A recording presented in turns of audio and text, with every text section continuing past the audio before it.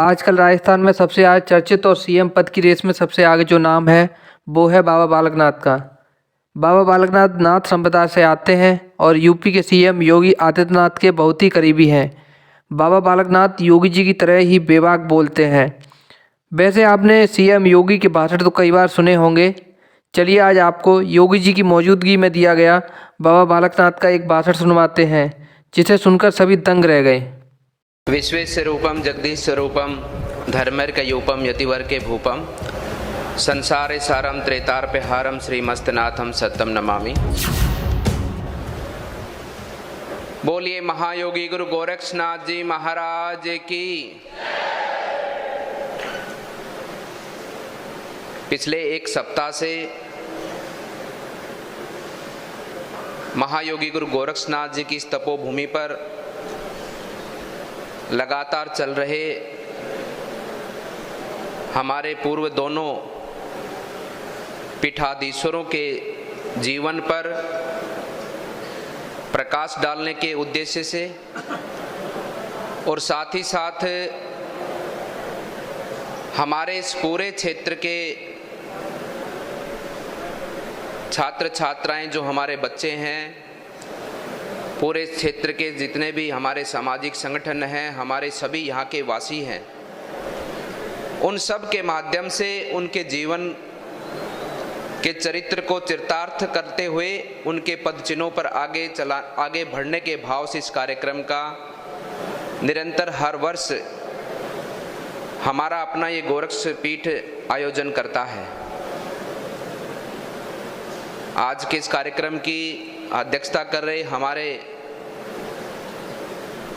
गोरक्ष पीठाधीश्वर, नाथ संप्रदाय के अध्यक्ष, उत्तर प्रदेश के मुख्यमंत्री श्रद्धेय श्री योगी आदित्यनाथ जी महाराज, हमारे बीच में विराजमान श्रद्धेय श्री शंकराचार्य जी महाराज और मंच पर बैठे हमारे सभी संत वृद्ध, मैं उनके सभी श्री चरणों में प्रणाम करता हूं।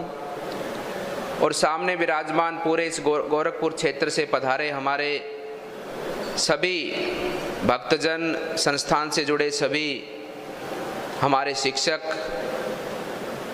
अध्यापक, अध्यापिकाएं, हमारे संस्थान से शिक्षा को ग्रहण कर रहे हमारे छात्र छात्राएं,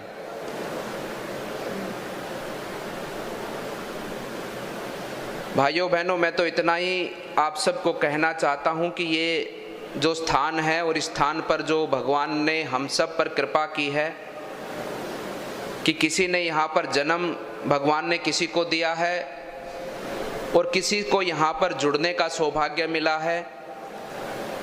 ये हम सब लोग इस पूरे क्षेत्र में जीवन जी रहे सभी लोग सौभाग्यशाली हैं और विशेषकर तो इस पूर्वांचल क्षेत्र के एक एक गांव का वासी सौभाग्यशाली है, जहां से राम राज्य की स्थापना का संकल्प लिया जाता है, जहां से राम राज्य की स्थापना के लिए जय घोष की घोषणा को आगे बढ़ाया जाता है, जहां से राम राज्य की स्थापना के लिए उम्मीद दिखती है, ऐसे स्थान पर भगवान ने आप सबको जन्म दिया है।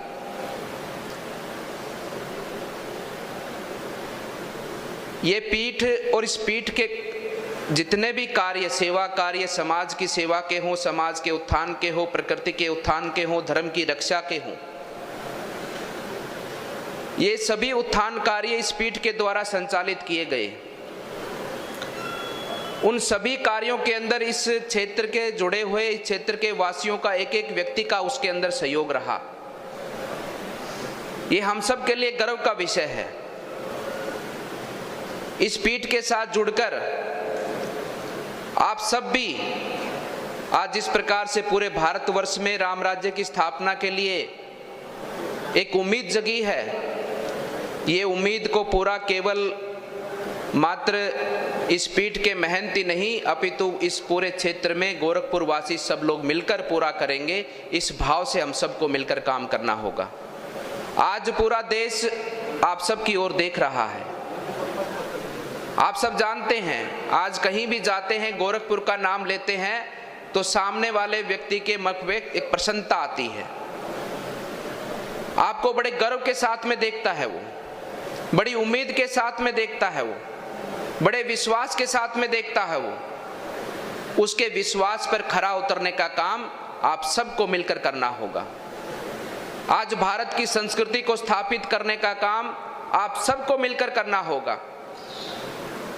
तभी हम सब लोग मिलकर भारत की जनता की उम्मीद और भारत की जनता के विश्वास को हम पूरा कर पाएंगे। ये हम सब का दायित्व है।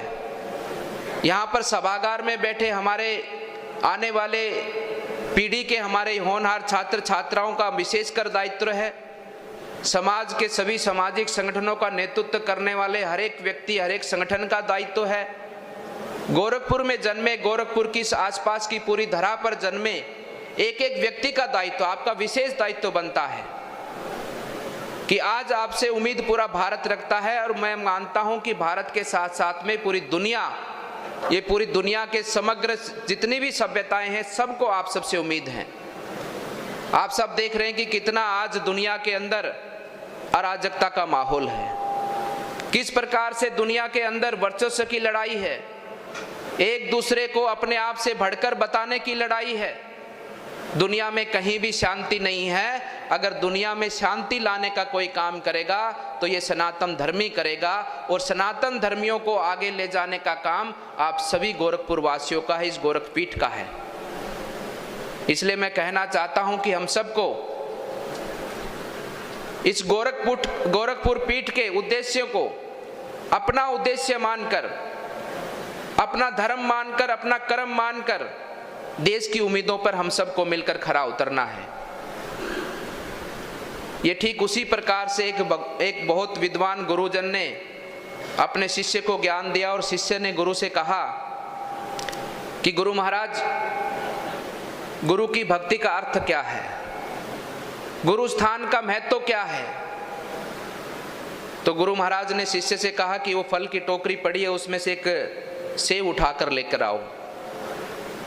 शिष्य सेव लेकर आया और गुरु महाराज के सामने रखा, और गुरु ने शिष्य को कहा कि सेव के 4 टुकड़े करो, अमनिया करो। शिष्य ने सेव के 4 टुकड़े किए। गुरु महाराज ने कहा कि अब इस सेव में से क्या निकला? तो शिष्य ने कहा कि इसमें से बीज निकला। तो गुरु ने कहा कि बीज में क्या है? तो शिष्य ने कहा कि बीज में छोटा सा एक वृक्ष है। वृक्ष में क्या है? तो शिष्य ने कहा वृक्ष में एक बहुत बड़ा वृक्ष है। वृक्ष में क्या है? वृक्ष में कहा कि फल हैं, अनेकों फल हैं, अनगिनत फल है। और उस फल में क्या है? फिर शिष्य ने कहा कि उसमें भी एक बीज है। ठीक उसी प्रकार से उस बीज की भांति एक एक गोरखपुर वासी को, एक एक व्यक्ति को जो गोरखपीठ से जुड़ा है, एक एक सनातन धर्मी को ऐसे पूज्य पवित्र स्थानों से उस आशीर्वाद को ग्रहण करके उस बीज की भांति अपने आप को बीज मानकर हमें पूरे भारतवर्ष के अंदर वृक्ष पैदा करने हैं। और पूरे भारतवर्ष के अंदर हम सबको उस भारत भूमि से जन्मे वृक्ष को पूरे विश्व भर के अंदर उस बीज की भांति हम सबको जाकर इस पूरे विश्व को फलीभूत करना है। इस भाव से हम सबको अपने जीवन को लगाना होगा। अच्छाई बुराई के बारे में हम सब जानते हैं, अच्छा क्या है बुरा क्या है ये हम सब जानते हैं, और मनुष्य जीवन का स्वभाव भी है। आप सब देखते होंगे कि जब हम दुर्गंध के पास से गुजरते हैं तो हमारा मुंह चिड़चिड़ा हो जाता है, हम मुंह बना लेते हैं, अपना नाक बंद कर लेते हैं, मुंह बंद कर लेते हैं कि नहीं कर लेते? ये स्वभाव है मनुष्य का। और ठीक उसी प्रकार से जब हम खुशबू की तरफ से गुजरते हैं तो हमारा मन प्रसन्न हो जाता है, हमारा चेहरा खुशी से झूम उठता है, मन गुदगुदाने लगता है। ठीक उसी प्रकार से अच्छाई और बुराई का कर्म है। अगर हम अच्छा कर्म करेंगे तो हमारा भी मन प्रसन्न होगा, हमारे आसपास का वातावरण भी प्रसन्न होगा। और हम अगर बुरे कर्म करेंगे तो जिस प्रकार से बुदबू को देखकर हमारा मन दुखी होता है, ठीक उसी प्रकार से बुराई के पथ पर चलकर हम सब भी दुखी होंगे और समाज भी दुखी होगा। इस भाव से हम सबको अपने जीवन को लगाना है। इस भाव से हम सबको महंत और हमारे श्रद्धेय श्री योगी आदित्यनाथ जी महाराज, जिनका जीवन में कुछ नहीं है, केवल जनता के हित के कल्याण के लिए केवल अपने गुरुजनों के बताए हुए पथ पर आगे बढ़ने के लिए आज यहाँ पर मंच पर अनेकों विद्वान संत बैठे हैं। हमारे दोनों महान पुरुष योगेश्वरों के जीवन के अंदर कोई भी छोटा सा मात्र भी किसी भी प्रकार का कोई कर्म में, ना कोई वाणी में, ना कोई भाव में, ना कोई सेवा में छोटा सा भी दोष मात्र नहीं निकाल सकता। केवल निकाल सकता है तो व्याख्या कर सकता है उनके जीवन की। कोई निकाल कर सकता है तो केवल उनके जीवन के अंदर जो उन्होंने सेवा कार्य किए उनका विस्तार कर सकता है। व्याख्या ही उनका जीवन था। और हमको भी उसी प्रकार से जिनका केवल धर्म, जिनका केवल उद्देश्य, जिनका केवल कर्म मानव जीव का उत्थान करना है, अपने भारत का उत्थान करना है, अपनी संस्कृति की स्थापना करनी है और मानव जीव के अंदर शांति की स्थापना के साथ साथ में सद्भाव की स्थापना को आगे बढ़ाना है बिना किसी भेदभाव के। आप सब ने देखा होगा तो गोरक्षपीठ का इतिहास रहा है, नाथ संप्रदाय परंपरा का इतिहास रहा है कि समाज में कहीं भी किसी प्रकार का कोई भेदभाव नहीं।